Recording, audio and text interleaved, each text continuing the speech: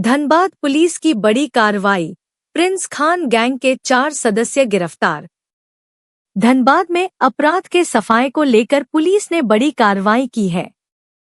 कुख्यात अपराधी हैदर अली उर्फ प्रिंस खान गैंग के 4 सक्रिय सदस्यों को पुलिस ने गिरफ्तार किया है। भारी मात्रा में नकदी, हथियार और जमीन से जुड़े दस्तावेज भी बरामद किए गए हैं।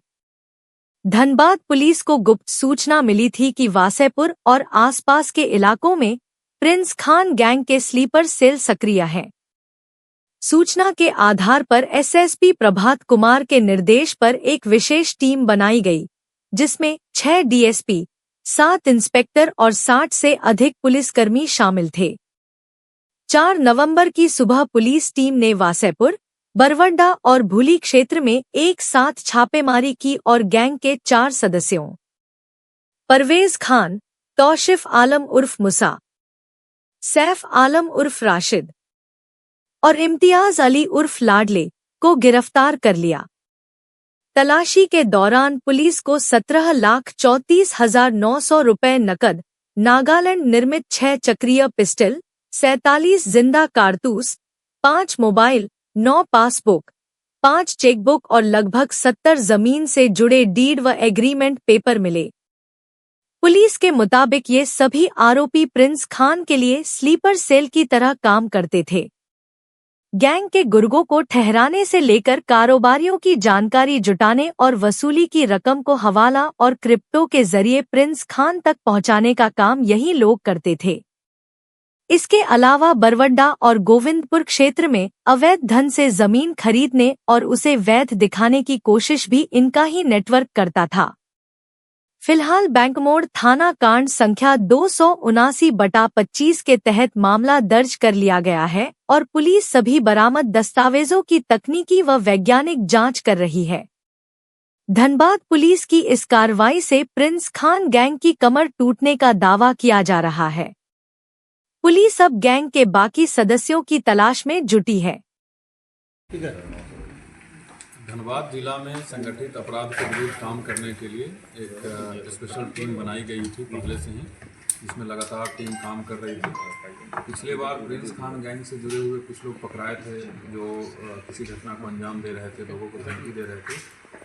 उन लोगों के पूछताछ के आधार पर, उन लोगों का जो कंसेप्शनल स्टेटमेंट है उसके आधार पर, उन लोगों के द्वारा जो कुछ बातें बताई गई थी उसके आधार पर हमारी जो स्पेशल टीम है ऑर्गेनाइज क्राइम के विरुद्ध, वो लगातार उस पर टेक्निकल इनपुट और मैनुअल इनपुट इकट्ठा कर रही थी और उसके आधार पे कल लगभग 12 लोकेशन पे कल सुबह में रेड किया गया था। उसमें से 11 लोगों को पकड़ा गया था। बहुत सारे दस्तावेज कुछ जब्त किए गए थे और जब स्पेशल टीम के द्वारा जो पुलिस अधीक्षक ग्रामीण और पुलिस अधीक्षक नगर के नेतृत्व में बनाई गई थी, इसमें बहुत सारे डीएसपी साहब लोग, इंस्पेक्टर साहब लोग, थाना प्रभारी लोग इन्वॉल्व थे। उनके द्वारा जब गहन पूछताछ की गई तो पूछताछ के क्रम में 4 लोग ऐसे पाए गए हैं जिनका डायरेक्ट इन्वॉल्वमेंट है। वो किसी न किसी रूप में गैंग को मदद कर रहे हैं, चाहे वो यहाँ के व्यापारियों का नंबर पहुँचाना हो, पैसा कलेक्ट करना हो रंगदारी का, और पैसा उसको कलेक्ट करके कैसे उसको ठिकाने लगाना है, उसके पास तक कैसे पहुँचाना है, इन सभी चीज़ों में ये 4 लोग इन्वॉल्व हैं। इन 4 लोगों की गिरफ्तारी की गई है और आज इनको न्यायिक हिरासत में भेजा गया है। इस पूरे प्रकरण के दौरान लगभग 17 लाख से अधिक कैश की बरामदगी की गई है। एक रिवॉल्वर मिला है जिसका लाइसेंस दिखाया गया है बट वो फेल पाया गया। 47 राउंड्स ऑफ कैटरेज मिला है। इसके अलावा बहुत सारे मोबाइल्स हैं। 70 से अधिक ज़मीन का डीड है जो अलग अलग नाम से है, कहीं पावर ऑफ अटॉर्नी है, कहीं डीड है। 1 दर्जन से अधिक ATM कार्ड्स है, अलग अलग नाम से बहुत सारे पासबुक्स हैं। इसका फर्दर हम लोग डिटेल निकालेंगे। इसमें तकनीकी अनुसंधान करने की भी आवश्यकता है जो स्पेशल टीम इसके बाद करेगी। और इन सब से अभी प्राइमरी लेवल पे ये पता चला है कि इनका डायरेक्ट रूप से यहाँ के व्यापारियों से रंगदारी स्वरूप रुपया इकट्ठा करना, उसको USDT के माध्यम से या फिर फॉरेक्स के माध्यम से या किसी फिर अन्य हवाला नेटवर्क के माध्यम से, ये जहाँ जहाँ इनको इकट्ठा करके ठिकाना लगाना होता है वो लोग लगाते हैं। इस पूरे प्रकरण में जो जब्ती हुई है वो मैंने आपको बताया है। इसके अलावा और सी कुछ ऐसी और बातें पता चली है जिसमें और अनुसंधान करने की आवश्यकता है।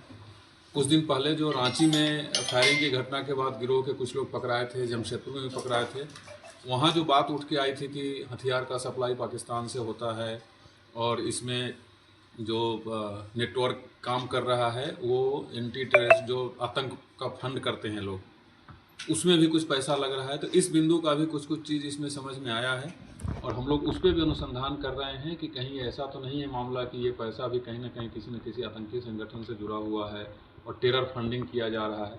अगर ऐसी कोई बात होती है तो ये कंप्लीट देशद्रोह का मामला बनेगा। इस पर भी इस टीम को निर्देश दिया गया है कि इसका पूरा अच्छे तरीके से तहकीकात करें।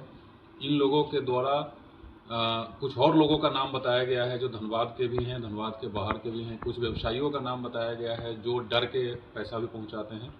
हमारे पास बहुत सारी जानकारियाँ इकट्ठा हुई है, लगभग 100 से अधिक लोगों का नाम आया है। फर्दर उस पर टीम और आगे काम करेगी और जब आगे काम करेगी फिर से जो रिजल्ट आएगा वो आपके सामने बताएंगे। फिलहाल जो कल का रेड हुआ है उसमें इतना ही। Thank you.